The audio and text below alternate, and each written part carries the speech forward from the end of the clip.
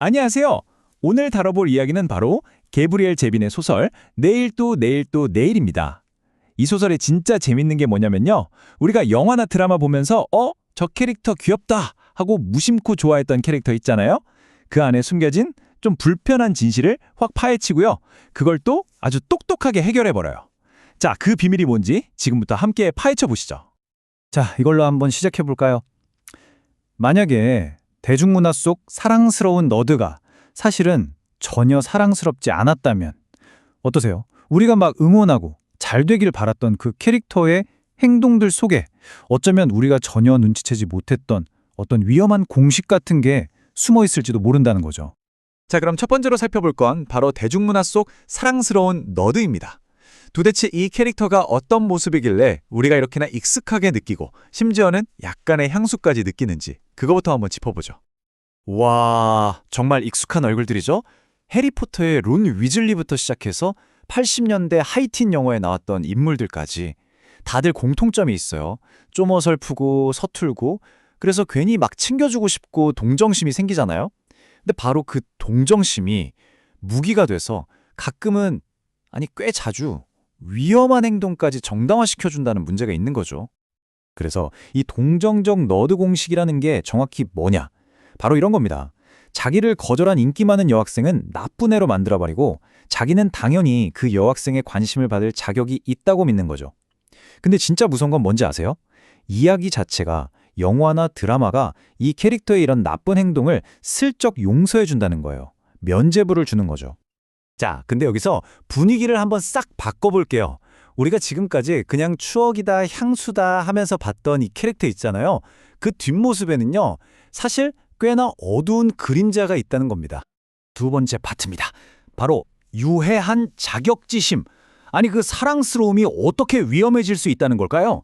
그 뿌리를 한번 쭉 따라가 보면요. 그냥 어설픈 매력 이런 게 아니에요. 훨씬 더 어둡고 끈적한 감정.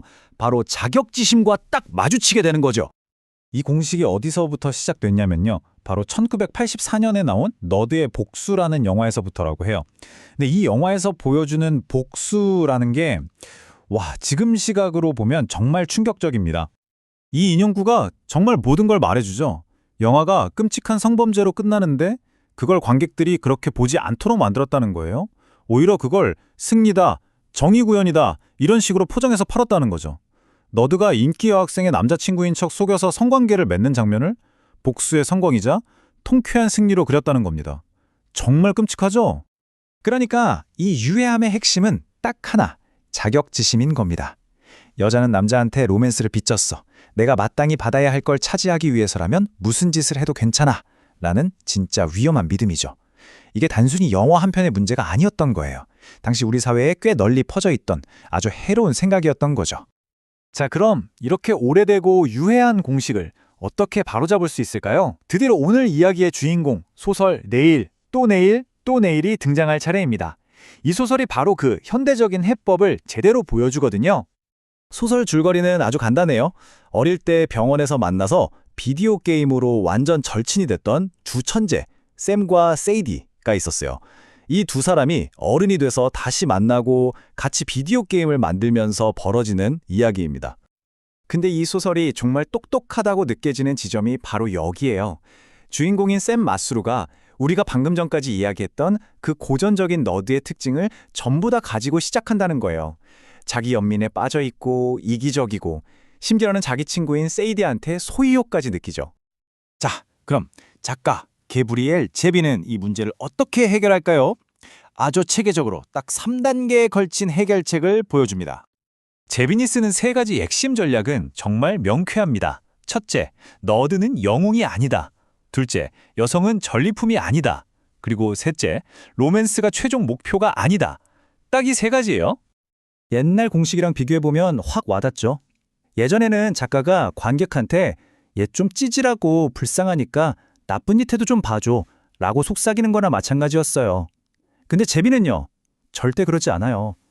독자들이 샘의 이기적인 행동에 마음껏 분노하고 비판할 수 있게 그냥 내버려둡니다.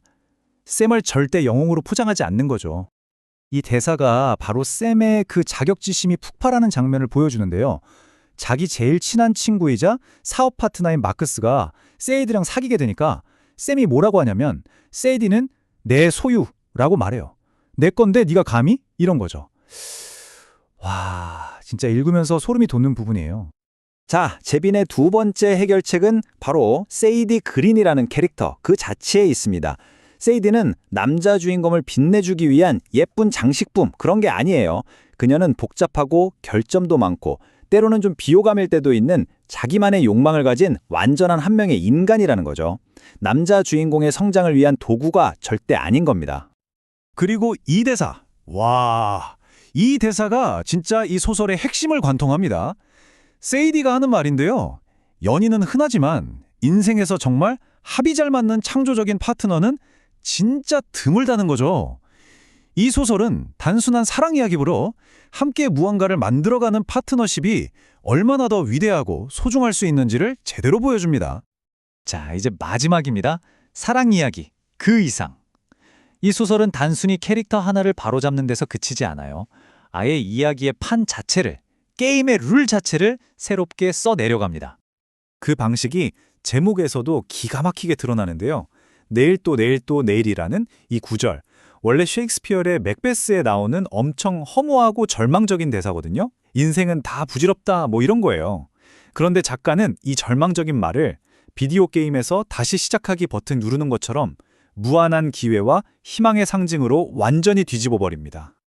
소설 속 캐릭터인 마크스가 이런 말을 해요. 게임이 뭐겠어? 그건 바로 내일, 또 내일, 또 내일이지. 무한한 부활, 무한한 구원의 가능성. 바로 이거예요. 이게 이 소설이 우리에게 말하고자 하는 철학인 거죠. 실패는 끝이 아니다. 얼마든지 다시 시작할 수 있다. 자, 그럼 오늘 이야기의 핵심 한번 정리해 볼까요? 첫째, 이야기는 과거의 잘못된 공식을 비판하고 바로잡을 힘이 있다. 둘째, 진짜 매력적인 캐릭터는 그냥 착하거나 나쁘지 않고 우리처럼 복잡하다. 셋째, 창조적인 파트너십은 사랑만큼, 아니 어쩌면 그 이상으로 깊고 의미 있을 수 있다. 그리고 마지막, 게임처럼 놀이하는 마음은 우리에게 다시 일어설 수 있는 희망을 준다. 이겁니다. 결론적으로 이 소설이 이뤄낸 가장 큰 성취는 바로 이거예요. 주인공 샘을 억지로 영웅으로 만들지 않음으로써 우리 독자들이 이런 행동은 잘못됐어 라고 어떤 불편함이나 망설임 없이 비판할 수 있는 길을 열어줬다는 거죠. 이게 바로 이야기가 진화하는 방식 아니겠어요? 자, 마지막으로 여러분께 이 지문을 던지면서 마무리하고 싶네요. 오늘 우리가 이야기 나눈 이런 시각으로 혹시 예전에 우리가 참 사랑스럽다고 생각했던 다른 캐릭터들을 다시 한번 돌아보면 어떨까요?